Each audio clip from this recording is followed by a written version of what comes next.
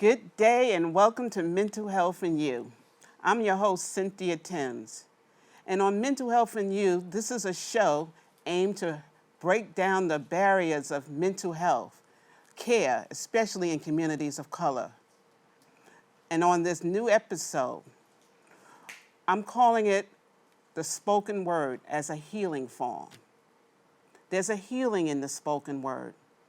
I know that as a fact because when I was a little girl, my mother used to recite poetry to me. It's made such an impact in my life that I wanted to share it with others. Tonight I have two dynamic poets, Bronx-based, that feels the same way. There's a healing in the spoken word. There's a healing from pain and heartache and despair.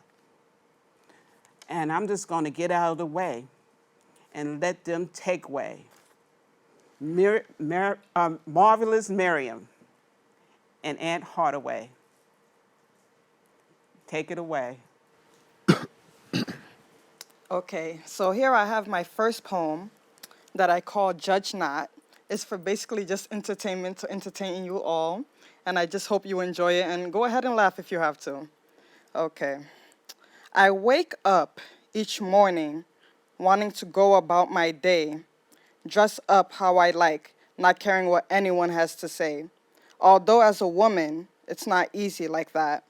Appearances cause all sorts of impact. We must make multiple decisions on our outfits and all.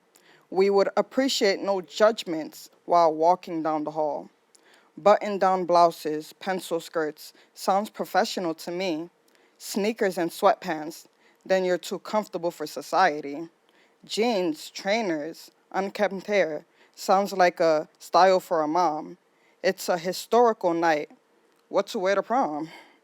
Revealing too much skin says you're seeking attention and control, while dressing too boorish says you crawled out a black hole. I heard this circulates around both men and womankind, but we can go on in life being defined. Is it our culture or religion? You make the decision. All this cuts me like a blade, making a big incision. Is it still a man or woman's universe?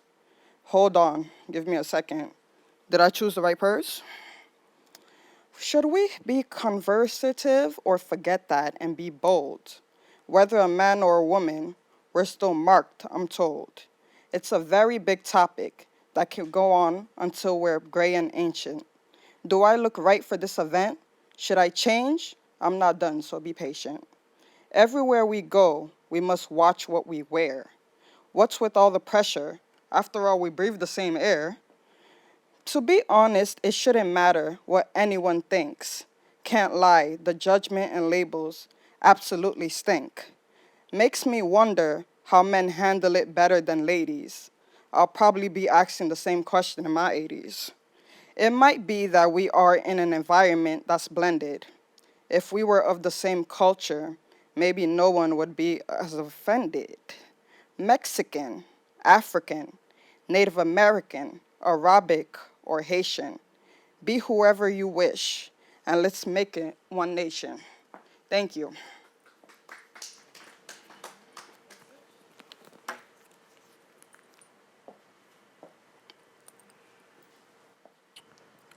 My name is Aunt Hardaway from the Bronx, and this poem is called 221.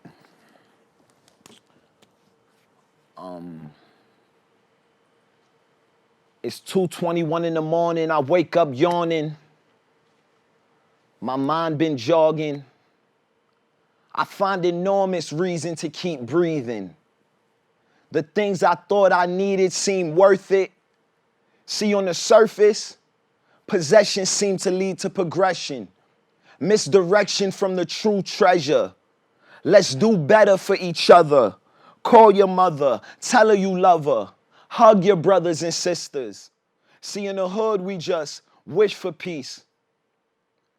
But we don't want it all, dog. We just wish for peace.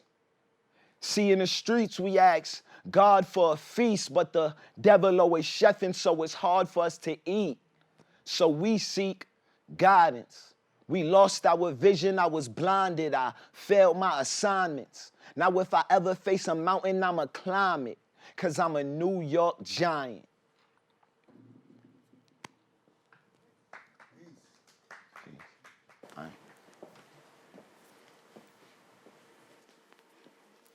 Hello again. This is called I Got This. Communication is the key. A panelist, what I was meant to be. Everything gets developed as we go along. Gotta keep going, stay strong. Can we not go struck on a title? Things shift and go viral. Make sure you have the right connections. And remember, everything's built on rejection. A natural born leader, definitely. Many goals and talents, that's just me. When there's a challenge, questions come up. Might get complicated and really tough. Sitting here thinking what to do today. So many important roles I have to play. Always starts with something you like. Falling from positions and things you dislike. There are plenty of opportunities, but you won't always be handed the keys. Landing in this position by accident. Hold on a minute, just a second. No, I didn't. Got involved, communicated, that's what I do. The panelists, they do a lot for you. Look where it brought me, very far as you see.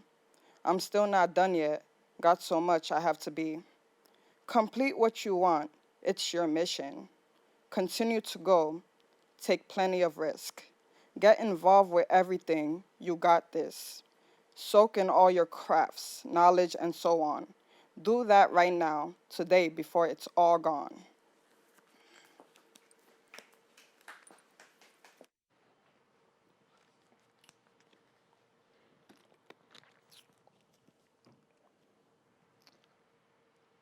How do I get a job with no money?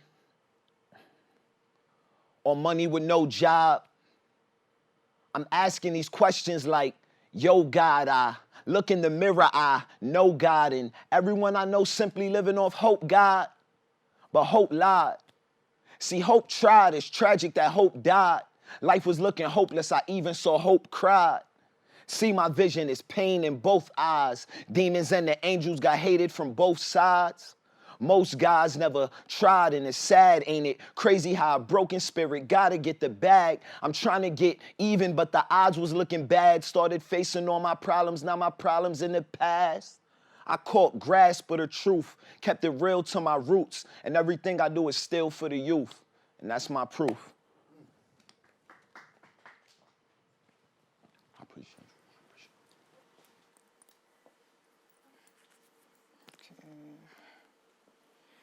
Okay.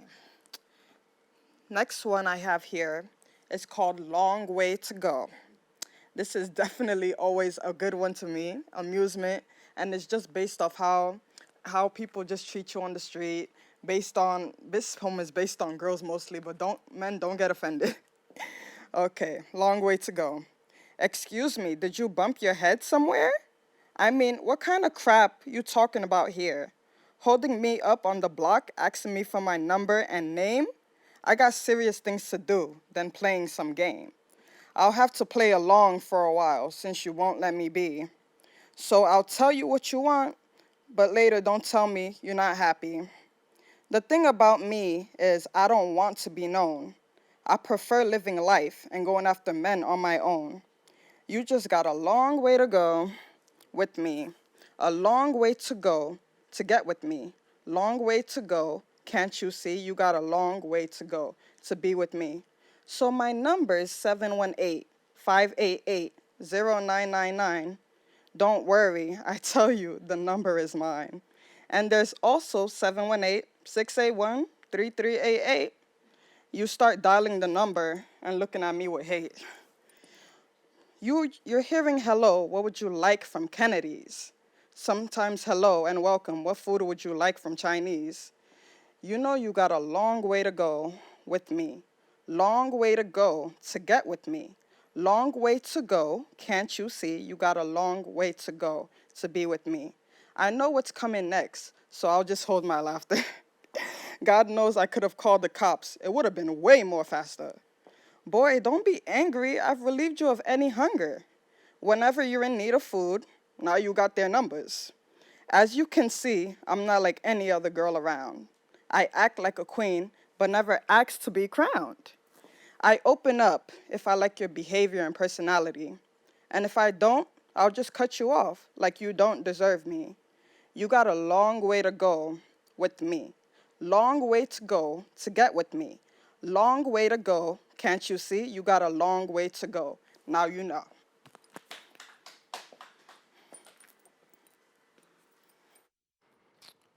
This might be my favorite poem that I ever wrote. It's called The Bronx, for the Bronx, about the Bronx. Here I go. I said, I was born in the Bronx, I was raised in the Bronx, I went broke in the Bronx, I got paid in the Bronx, it was joy in the Bronx, it was pain in the Bronx, got the Bronx in my blood, in my veins is the Bronx. I know kings in the Bronx, even queens in the Bronx. I grew up with drug dealers, even fiends in the Bronx. What we need in the Bronx is a reason to spark our dreams, or the things I seen that made me humble. The people of the Bronx, I just want to say I love you. Diamond in the dirt, the system, they made us struggle and shovel, but we still stand tall, we never stumble. Had a dream for the Bronx, I pray it come true. Learn life, the police just want to cuff you. I could never settle, the evil was never subtle, so I still wrote this for the Bronx to say I love you. That's it, something short and sweet.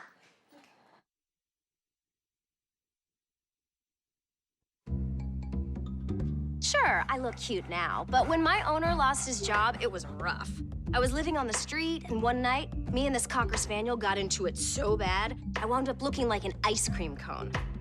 I cried a little bit, but thankfully I got rescued, so I'm running, I'm jumping, all back to my old self. And I'm ready to give unconditional love, even if you put a lampshade on my head.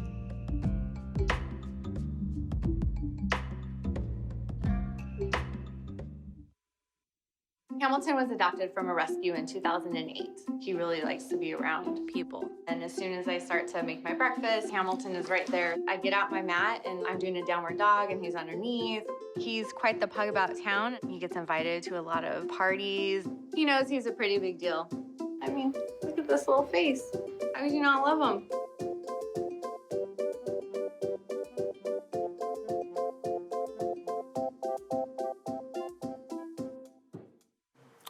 Wow. Welcome back to Mental Health in You. I should say tonight this is Poetry in You, because we've had a splendid time just absorbing the word. Poetry as a healing form. I want to talk about it now. Thank you so much again Thank you. to marvelous Marian and Hardaway. I want to talk about those poems. Yes. Anyone want to jump in? Let's start with you, Marian. I want to talk about that. What inspired you to make you write those poems? Basically, I just write poems based on events that happen in my community or based on what I've heard from people. And that's basically it. Like, I can just listen to everybody and I write based on what I hear. And when you say your community, what are we talking about? I live in the Bronx, so most of the time when people bother me and everything, I just write everything that I usually say, or I'm like what I think about saying. Bothering you? How they bothering you? The same way that I said I give you my number and everything, these are not my numbers. So I know you're gonna end up calling me for real, so I'm like, I'm not giving you my number. I just roll out numbers, and to be honest, I gave you something, you can go eat later, right? Wow. There's nothing to be mad about. I'm sorry. Hey, when did you start writing? When did this come about? And what inspired you just to start the process? Because in reading your biography, you were doing a whole lot of other things artistically. You were drawing, painting. But what was it about the spoken word? What was it about poetry that said to yourself that I want to stick with this? Basically, it's just how I can express myself and how I can talk, and nobody can judge me about what I say. And if you do, that you can just listen to my poetry, that's it. You don't need to say anything to me. I always told myself, even since I was young, like around 8, where I started writing poetry, people would bully me and everything like that. and I always felt like I had to say something to you or cover myself or, you know, just stand up for myself. And I just told myself I'm tired of it. So I just started writing poems, and I was like, I don't need to say nothing to anybody. Everything I have to say is just in my poems. If you don't like me or anything, you read my poems. I don't need to be anybody to you. So you talked about being bullied starting at 8. Yes. So that was a way, you say poetry was a way for you to escape? Yes, I get that, you know. For me, it was shyness. And I just wanted to get out there, you know. I just wanted to be on the stage. You know, I got tired of hiding in my room, you know, and I just needed to express myself. I guess that's it too, You know, definitely. because I felt like it was something boiling inside of me. You know, and for me, it wasn't so much bullying, but I did feel like I was misunderstood sometimes. Definitely. And for me, poetry was an escape. It was a way for me to talk, to express my pain, express my sadness, Definitely. my happiness. And what about those poems? What inspired you to make you write those poems? Well, what inspires me just in general is just life. Like, I mean, of course, like Mary said, my apologies. Like Mary said, we all grew up in the Bronx. I more specifically grew up like in the White Plains Road area, like Gun Hill Road around there, 219th Street. So like, basically just like the things I seen there, I grew up listening to different forms of music, and like hip hop is my favorite form of music in general. And people always say rap is a form of poetry, and I also rap. So I just figured I'd expand my creative aspects by jumping into spoken word / poetry. Where have you had the opportunity? I know we met on the 2 train. Yeah. That's where And we you met, call actually. yourself the train poet and the Yeah, booth yeah. poet. So from the train to the booth to the Yeah. platform. Yeah. So have you expanded? Have you done bus stops? Have you done the LA? Have you done the Long And it's Island Railroad? You know, Have it's you funny, done Metro I've North? actually thought about that one day. Like, would I be able to do this on the bus? Nah, I think the bus driver wouldn't have that. The conductor can't do too much about it, so you know. Well, those people selling snacks don't seem to have a problem. So Nah, why you can't do it? we somehow work out an organization. go. I got the show, they got the snacks. You see me? There you see? go. I You mean, who see? needs Broadway? We got MTA, Exactly, right? exactly. I mean, we don't gotta charge them, right? We're like, Exactly, well, listen to them. exactly. We're here for you. Yes. So how long you been doing this, and what inspired you to just? You say you've been a fan of hip hop. You're a fan of rapping. Yeah, I've been a fan of hip hop my whole Any life. particular rappers? Any particular hip hop? My favorite rapper right now is Kendrick Lamar. Like that's Oh, my wow. favorite rapper. Okay, and I why? like his content and I like the way he moves. I feel like he's not trying to be one of those rappers that's like too flashy, too in it for the money. I mean, being that he's one of the top rappers, he's obviously has money. So it's like he's not running around trying to show chains. He's really just trying to inspire the people through his work. So as you can see, that kind of reflects in what I do at the same time. So yeah. That's good. And where do you both hope to take this? Is this a hobby? Is this a, what do you see yourself taking this expression? To be honest, I just feel like my poetry is limitless. I don't know where it's gonna take me, but I just want to show other people, other children, and everything that, whatever you want to say, nobody can judge you. This is why I wrote Judge Not, even though it's basically about women and men and attire. But I also want people to know with poetry, you can write whatever you want, you can say whatever you want. Nobody can judge you for that. No. So it doesn't matter where it takes me. But where I has just- it taken you thus far? So far, I go to open mics, I go to different poetry events. I've been in contests in my schools. Yeah, I just try to get out there everywhere. Right. I'm What trying- has been the reception? What has been the reaction? Well, one time I had this event that was in Bronx Community College, and like I met these panelists. They were speaking, and then I was just writing down as they spoke something about just what they were talking about. I liked it, so afterwards they just told me how they love the fact that I can write poetry based on whatever I hear. I can write poetry about how I feel and everything like that. So I just feel like, yeah, my poetry is limitless. I can do anything with whatever you say, whatever I hear. What about you, Ed? Well, where I want to take it, honestly, poetry is just like What is poetry? Yes. That's a poetry good- to me. Yes. Poetry is just a way to express myself using words in a creative way. Like, what I was gonna say is like where I want to take it is like, hopefully one day I'm a big rap superstar, but I'm gonna always do the spoken word. Like a rapper named Wale, he'll do spoken word within Right. his songs. Like, Right. so hopefully I want to be a rapper one day. And I'm also a basketball coach. I have a basketball team called Slow Motion NYC. So it's like I just want to use poetry to help me expand everything that I have going on right now. I'm working with a clothing brand called Busta Fits brand. So it's just like I'm using the poetry to just help me expand everything that I got going on. And thanks for reminding me, Ed. This show is dedicated to the memory of Kobe Bryant, Oh, a poet on the court, yeah. a poet on the Yeah. court, True artist. you True know, artist. an artist. My. So talking about artistry, talking about your artistry, you know, and you talk about where you want to go. And I remember back in the day, you know, I started off like I would do my poetry in church, you know, and then I would do my poetry in school. And then I would do my poetry in my room to myself. And then one day I got the idea, wow, based on history, what I heard about the West Village back in the day, I wanted to be one of those poets that go and hang in the village, you know? So I found out about New Rican Poets Cafe. Okay. And I ended up down there one Friday night, and for the next 2 or 3 years, I stayed. But you talk about how it made you feel. When I went on the stage, I felt an openness. I felt as I said, a validation.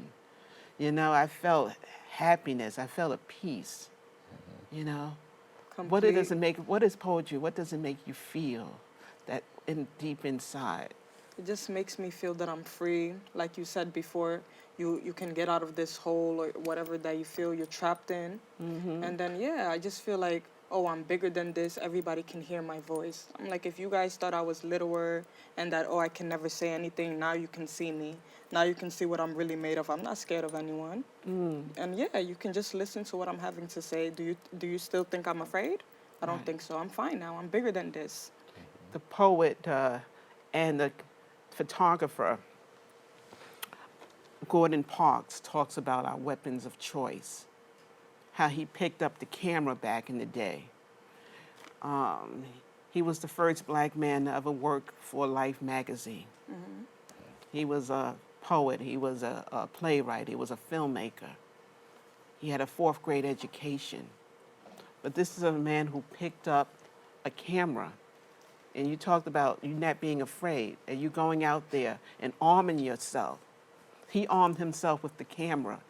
It seems to me by speaking this conversation, you're both arming yourself with the word. Yes. The word is your weapon. The word is your weapon of choice because it's an armor that we put on, you know? Talk about that, you know, that armor that, you know, as you continue forth. Talk about, you know, what do you hope to inspire in other people? Well, what I hope to inspire is I hope to inspire others to be creative, to inspire others to like be more in tune with themselves. Like, as you said, I met you on the 2 train. One of the best things about me doing that is when I go out there, a lot of people, sometimes they'll reach in their pockets, oh, I don't have any change or I don't have any cash. And I always tell them it's never about that. It's about the connection. Like, I'm out here introducing myself to people every day. I met you. I'm here because I was on the train one day. There you go. Really, I just walked on the train one day and now I'm here. So I hope to inspire others to be creative. People have told me, thank you for the inspiration for the day. Wow, I really need that for the day. And some days I wake up and I don't feel like I'm the greatest artist. I don't feel like I'm the greatest poet. So it's like weird to me for someone else to hear my words and be so inspired. So that's the beauty and that's the power of the word. Yeah, You related know? to what Aunt said, just going around, you said that you gotta have connections, right? Yeah. I just go around talking to everybody and sharing my poems. Like, what do you think about this? And you're amazed the impact you would Yes. have. You never know when you're touching someone, when you're reaching someone. That person on the train who maybe didn't want to go to work, exactly. who don't want to face it. But it's amazing. So they hear the word. That person in the domestic violence center you know, who's going through something.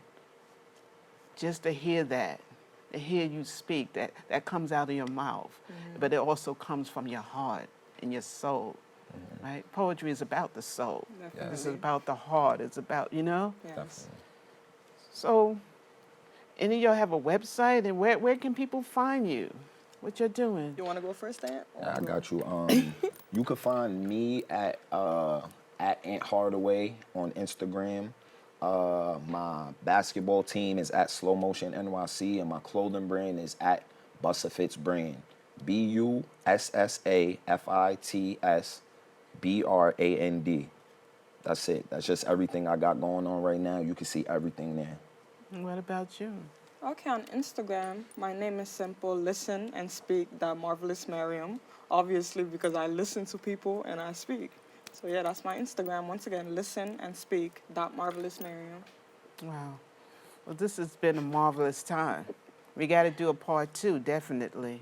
Okay. You know, if y'all can bring it, if y'all can keep it, you know, more Yes. poetry. Because we need that. We're living in some turbulent times. Yeah, that's true. We need art. We need photography. We need talk. And good poetry energy. is like, as I said, poetry is a weapon. Poetry is a healing. And I want to thank you so much. Thank I you, want to sir. thank you you. so much. And I want to thank Bronxnet. And I want to thank just everyone. Be kind to yourself. Be good to yourself. You know, and find poetry everywhere. Poetry when you get up. Poetry when you go to sleep. There's poetry everywhere. There's poetry on the train. Bronxnet is poetry here as well. Mental health in you. I want to thank you so much. Thank you, thank you, thank you. Till next time, peace and light, everyone. Peace and light. Thank you.